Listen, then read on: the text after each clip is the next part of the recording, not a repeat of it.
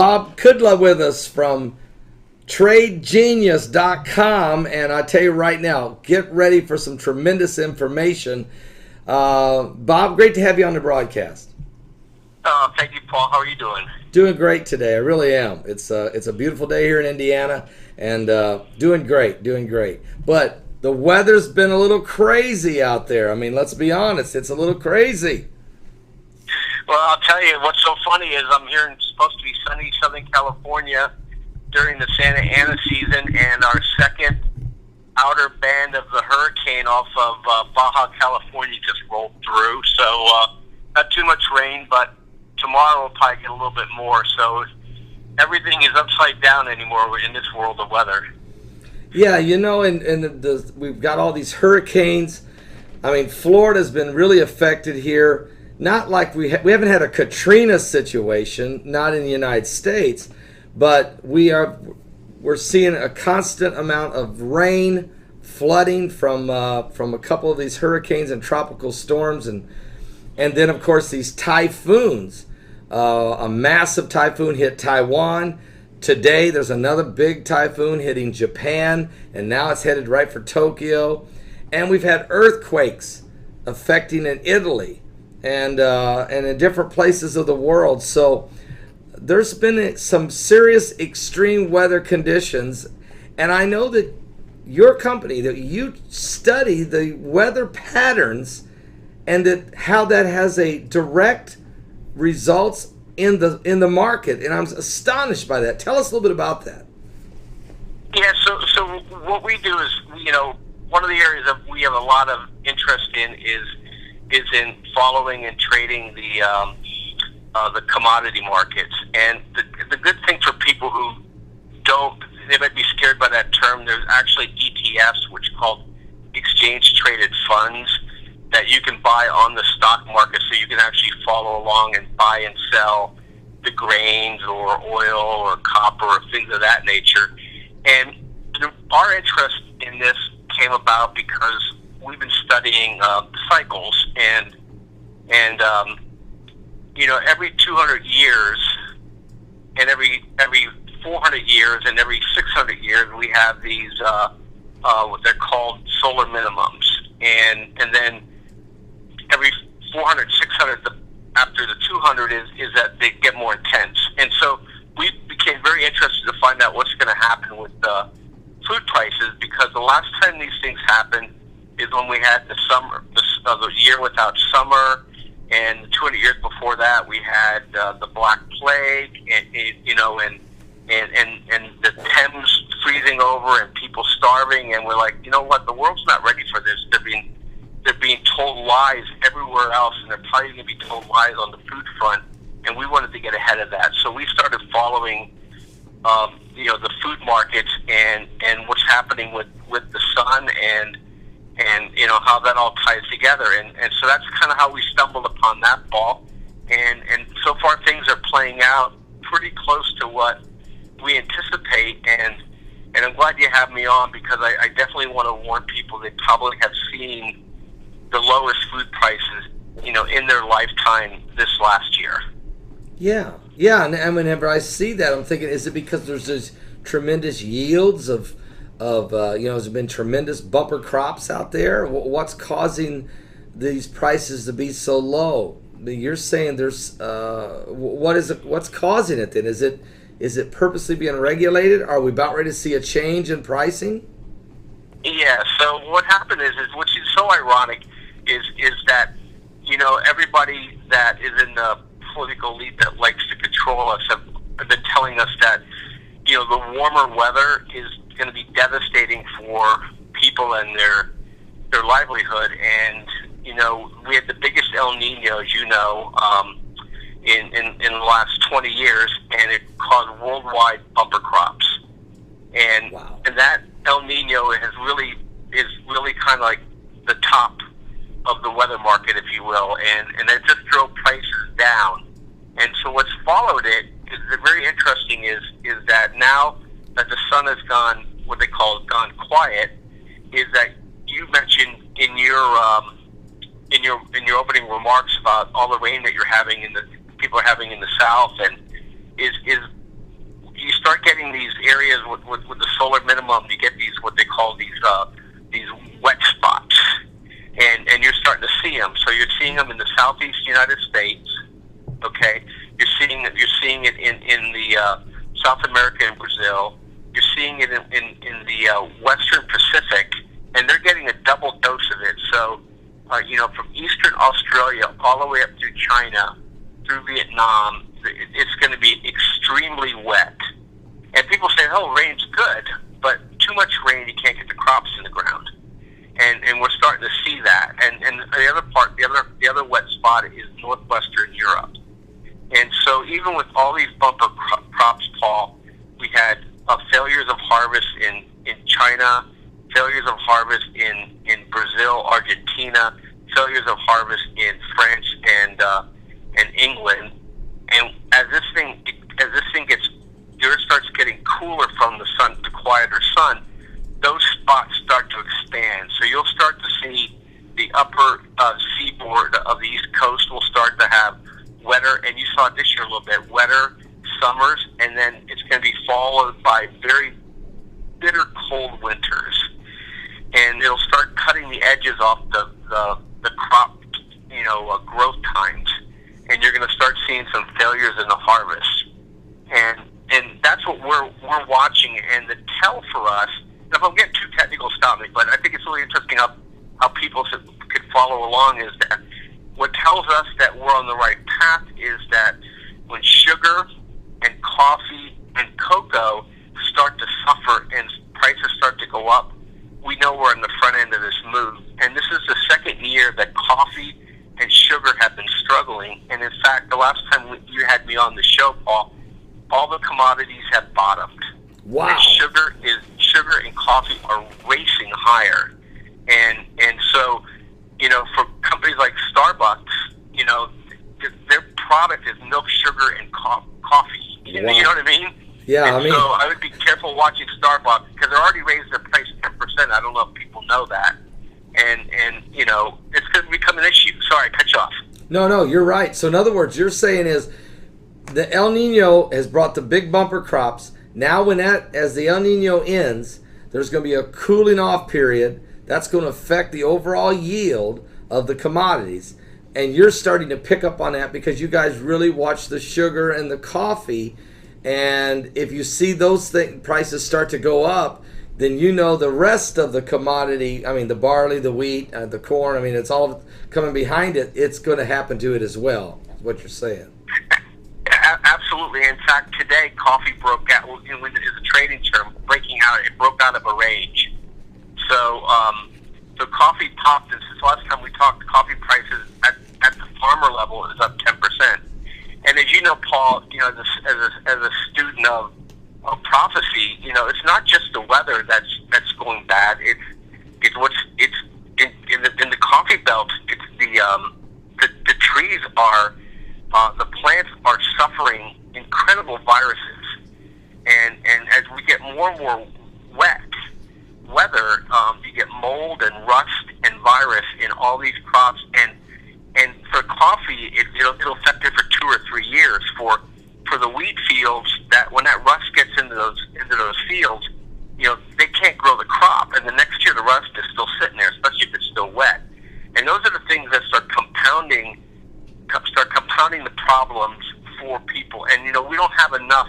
There's not enough surplus, in the world, and with geopolitical concerns starting to heat back up, these are things that should really concern people, and people need to start planning and thinking about how they can secure and safeguard, their food supplies. Well, there's a scripture, when we talk about prophecy, it's amazing to me, but in the 4 horsemen of the apocalypse, the third horse is the black horse, and it affects the economy, and actually the commodities are named. Get this.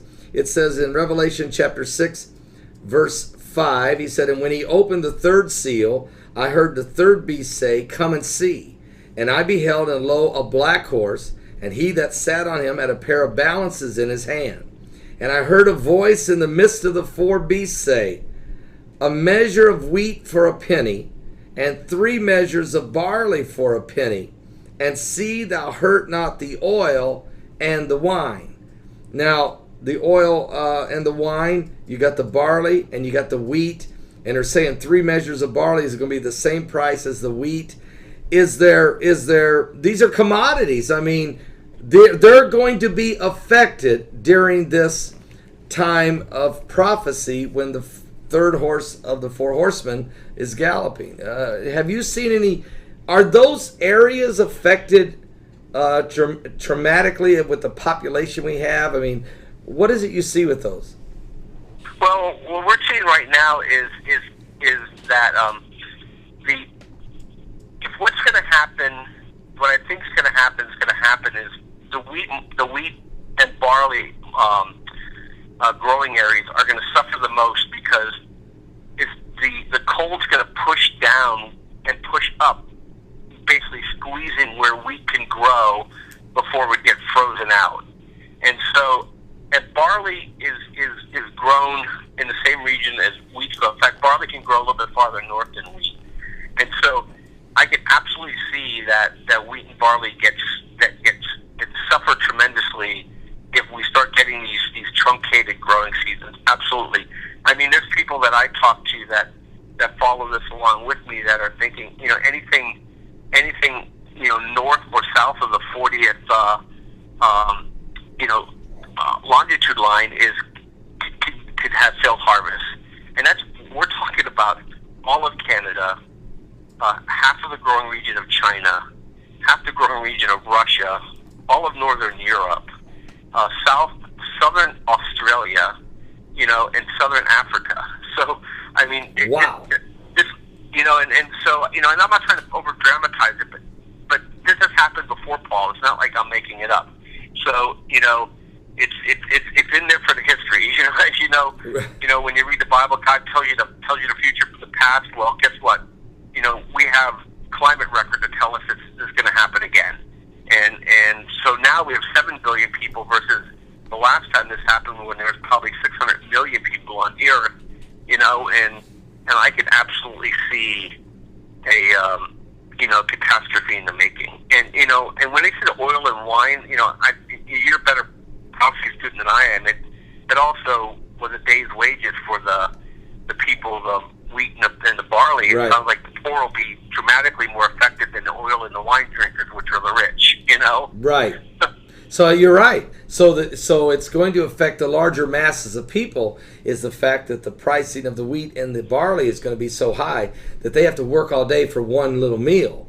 But those that are the oil and the wine not being affected is operating in a higher economic status, won't be as affected as much as those that are in the lower portion of the economic scale. So to your point, this is a prediction in the Bible. This is a prophecy that we will see. And what I'm hearing you say, we're about ready to see a change in weather that will affect the wheat and the barley. And so this is amazing. So what you do at Trade Genius, and folks, I'll tell you, go to his website. Go to Bob's website, tradegenius.com. We're putting it up on the screen. It's actually tradegenius.co. C-O. I'm sorry, I said that wrong.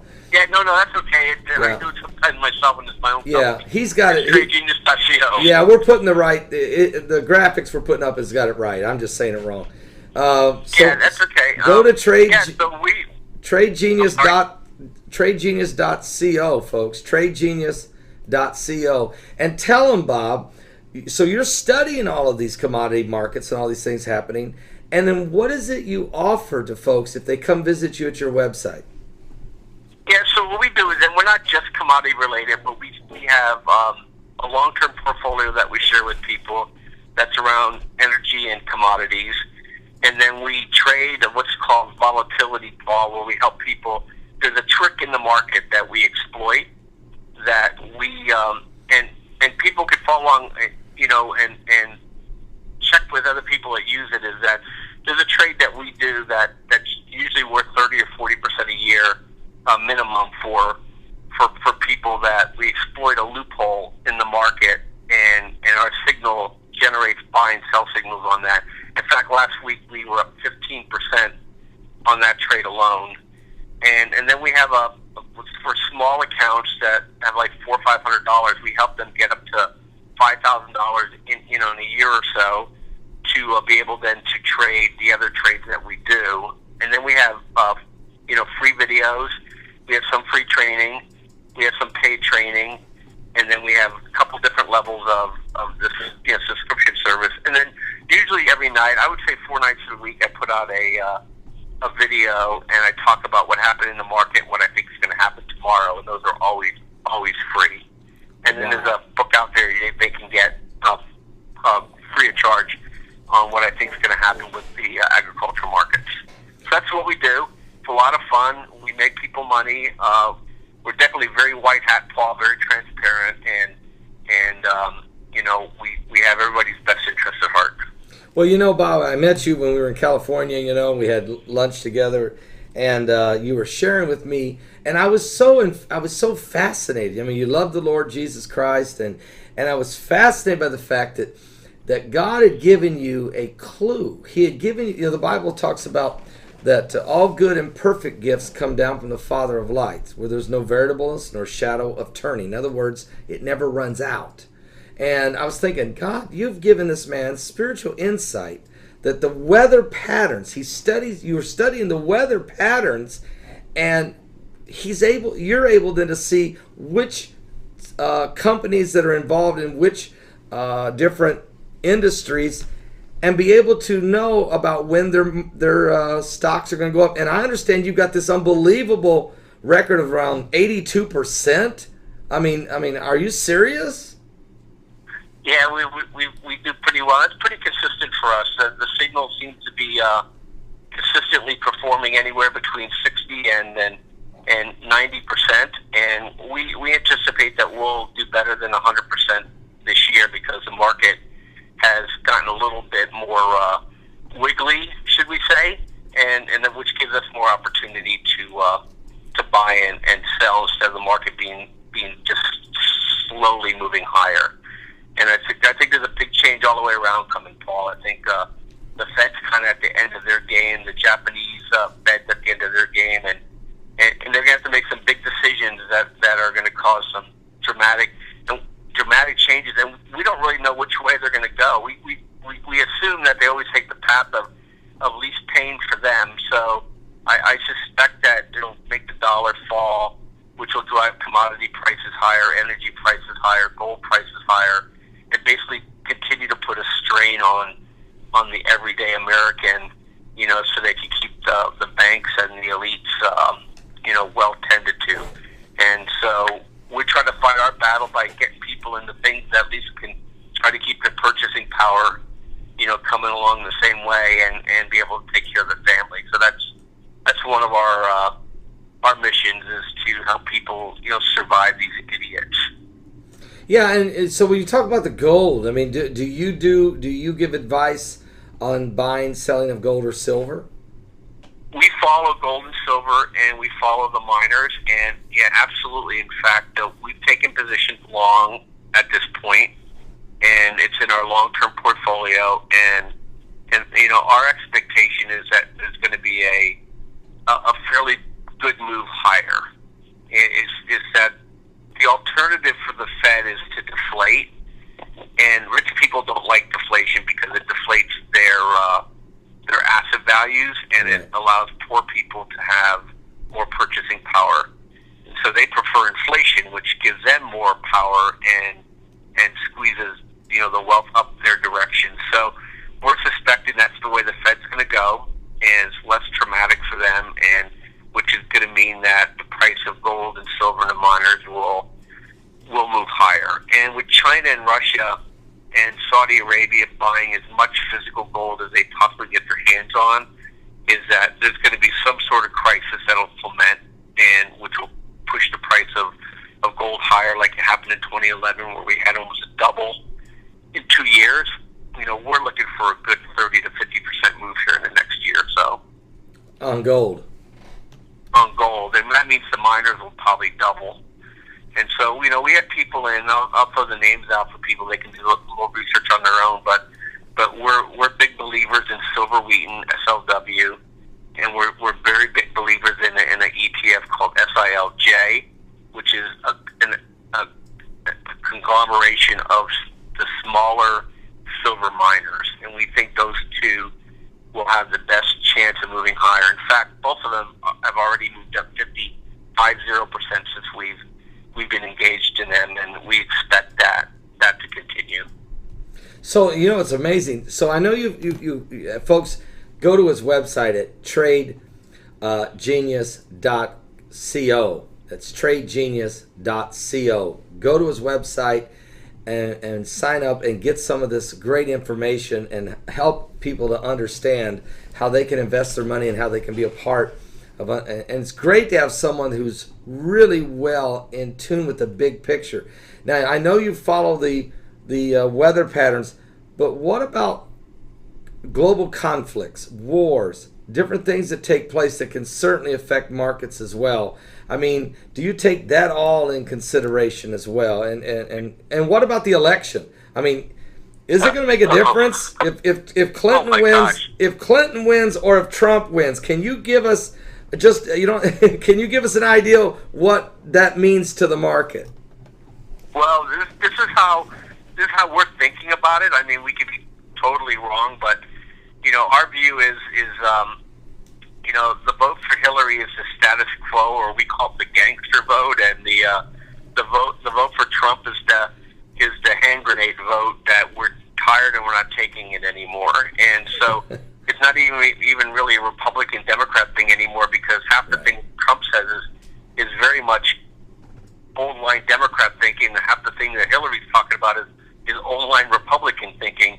And they're both in different shoes. But our view is that if Hillary gets elected, I think they'll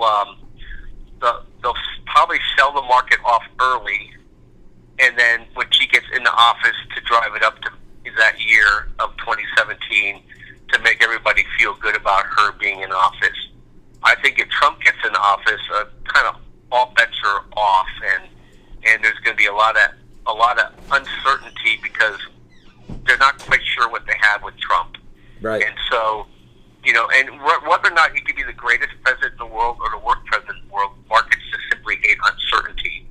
Yeah. And so I think they'll react to that, and I think they'll probably try to punish all of us for having the temerity to vote for somebody that they didn't want to have in office. So you're saying that I think it'll be trouble. Oh, no. So you're saying if Trump wins, there's going to be this era of uncertainty, so people are going to hold their money. They're going to set on they're not going to invest as much. There'll be some investing, but they might hold back a little bit. But if Hillary wins, if Hillary wins, it's status quo, and they're going to continue. Does your traders, those are your investors, are you going to be still looking for opportunities even under a Trump presidency? Is there going to be new opportunities despite this change in attitude in the market? Yeah, well, absolutely. Because if I'm going to take him at his word, as I take Hillary at her word. Is that I think with Trump, I think people have him mislabeled. I think Trump is what I would classify as a nationalist. He is. So I would look for companies that are going to benefit from having manufacturing move back here into the United States, and I would look to be shorting companies that or countries that export a lot to the United States. And you can already see it, Paul. The Mexican peso is starting to fall a little bit. China is going to be in a world of hurt, and so even Europe to a degree, because they export a lot to us as well. So in some sense, it might be bad for Wall Street, but it may end up being good for Main Street. Well, I think so. I think you nailed it, and that it will be great for Main Street, and which at the end of the day is real meat and taters. I mean, that's the bricks and mortar. Is if you put the people back to work, then they got cash to spend. So obviously the economy will turn.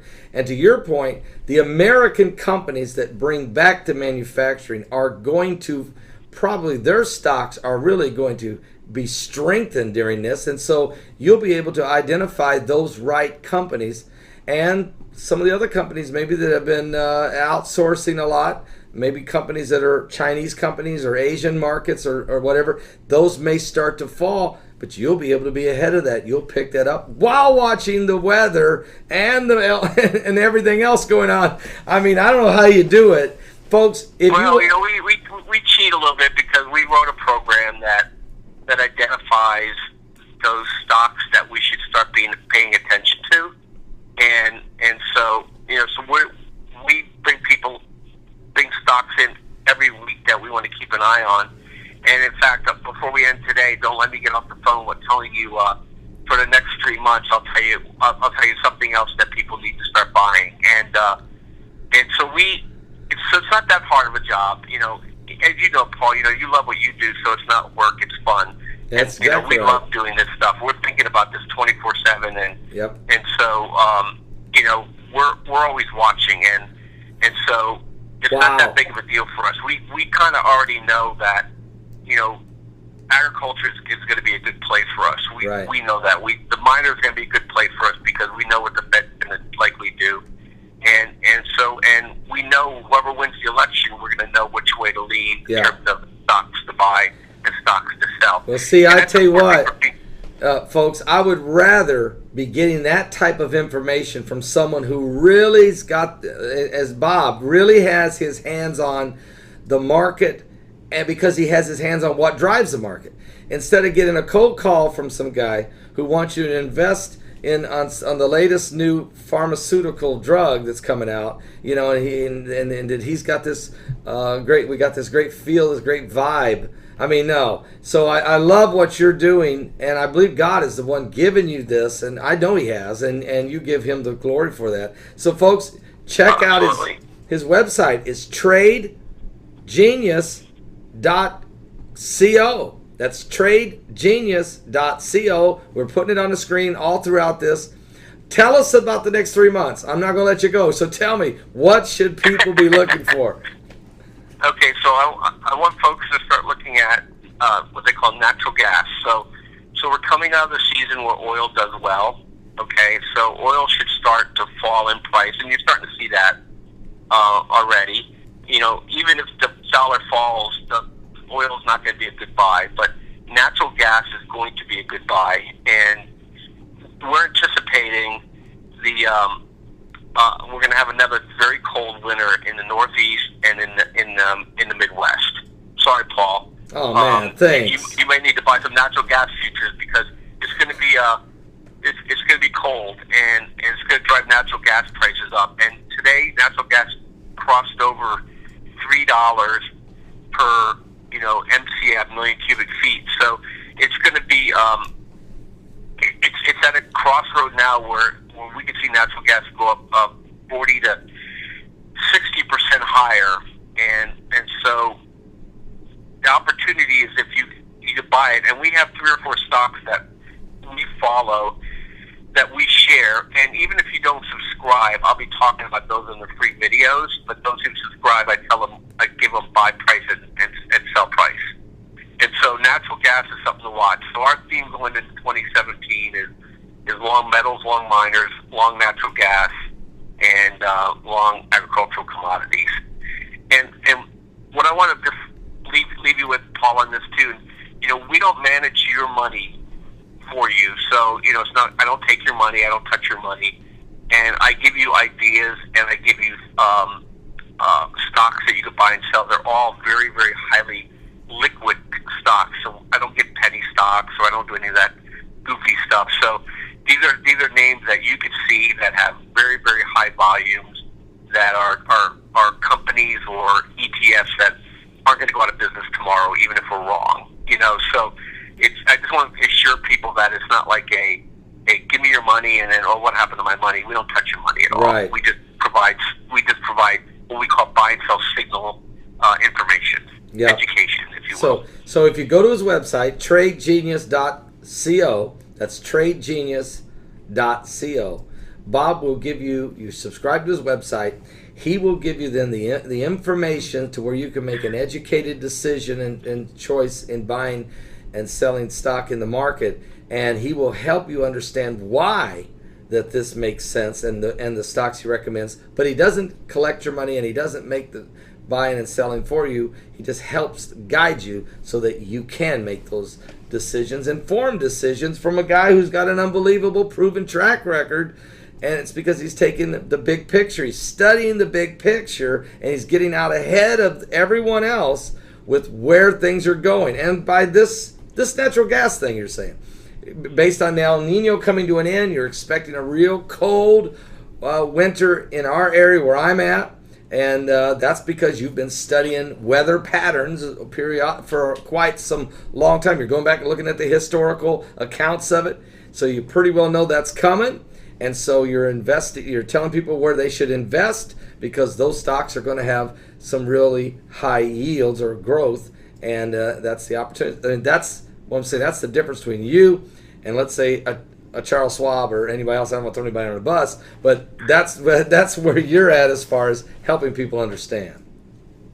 Yeah, and one thing too, the people who subscribe that buy our service on a monthly basis is, we have a chat room, and I'm always on it. So anybody has a question, I answer every question. Wow. That's great. And so and it's very helpful for people. There's a lot of people that are just learning to trade, and they're trying to figure out the lingo, and do I do this or do I do that? And it just helps that they just ask a question. There's no dumb question, just ask it, and help you through it and get you on the right path. And my goal is to teach you to be a fisherman. You'll stay with me if I make you money, and at least I'll give you the confidence to know that you can do it yourself. Folks, I'm telling you, it's tradegenius.co. It's tradegenius.co. Bob Kudla doing a great job, and we really appreciate you being on today with us, Bob. I really am. It's just fascinating information. Thank you, sir. Fascinating information. God bless you. Great. Well, I really appreciate having me, and I look forward to talking again and updating you on what's going on in the world in my end. All right. We look forward to it. Thank you so much. All right. God bless you. Bye-bye.